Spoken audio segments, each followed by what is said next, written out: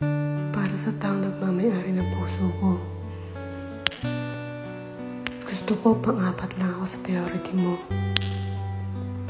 Una si God. Unahin mo siya palagi. Pangalawa yung family mo. Kasi una mo silang nakilala bago ako. Pangatlo yung sarili mo. Tuparin mo lahat ng mga pangarap mo, ha?